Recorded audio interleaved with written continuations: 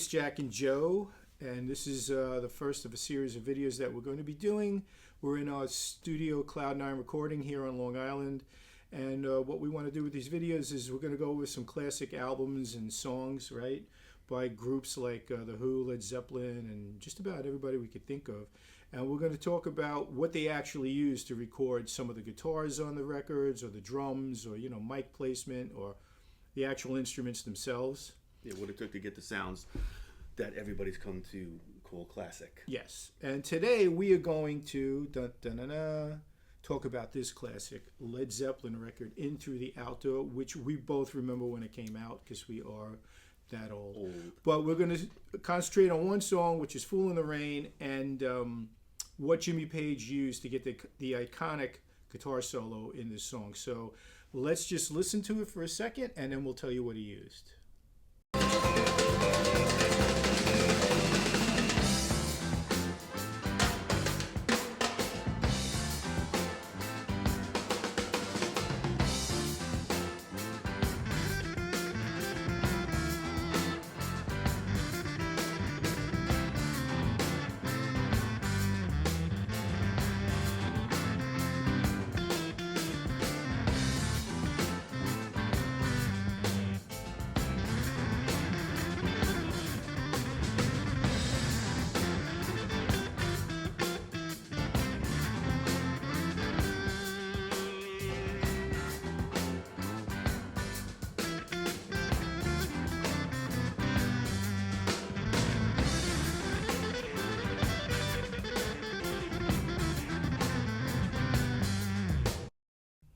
Okay, I mean it's quite the solo and quite the sound. Great drum groove on that too. Yeah, I could talk John all day about John's right foot and left hand on that track. There's a fluffiness to the track. He's so strong and powerful on the track, but there's just every ghost note and flam that he plays is just so clear and just so smooth. It's just so silky and fluffy. I don't know how else to describe it. I could talk about that all day, but this will run way too long, and Jack gets mad at me if I talk too much. Okay, so he used, and some of you might have known this already, but this old MXR, what's called a Blue Box. And basically, it's a simple box. It's a fuzz octave pedal, and the fuzz on it is not what I would consider like a smooth fuzz, like a Big Muff, or the fuzz that's on our Fuzz Bubble 45. It's a very gnarly, like almost beehive kind of sounding fuzz. Yeah, buzzy. Yeah, and it's blended together with the sub octave, which I believe goes down 2 octaves. And we happen to have one. This is mine, original too, like you see in the photograph. No LED on it, pre-LED. So this was from the 70s, and I still have this one. And I've always found, like with most guitar players, right, that we talk about, or we talk to here in the studio, either they like this box or they don't like it at all.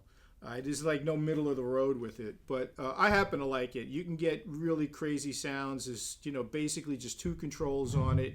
You have an output control, and then you have the blend control, which blends the fuzz and octave together. And it sounds like Jimmy has it set pretty much so he's getting an equal amount of both.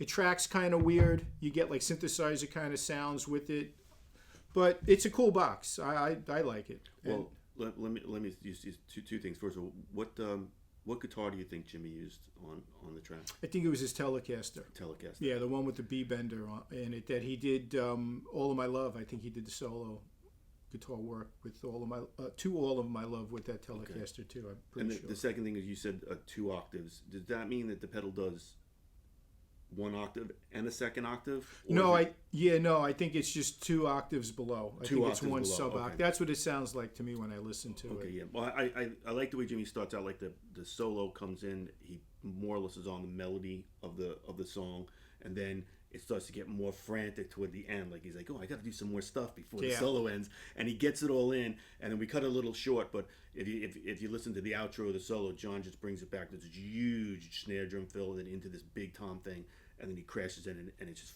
the groove falls back in like it's in the Grand Canyon. Bam. Yeah, well, he can groove. Yeah, and then Robert brings it home with that ending vocal performance. But it's a really terrific track. I think it is my favorite Zeppelin song, based on a 16th note triplet shuffle taught to me 30 years ago by Joe Franco of the Good Rats, when he was my drum coach, who also wrote Double Bass Drumming, one of the best drum books ever written.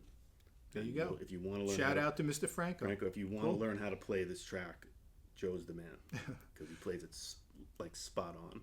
Well. Anyway, that's what he used, and leave us a comment, below if you'd like to. We're going to show you more of Cloud 9, and this is our second home. Actually, it's our first home. We never leave. We never leave here. So we'll be doing more videos like this. But leave us a comment below. Let us know what you'd like us to do next.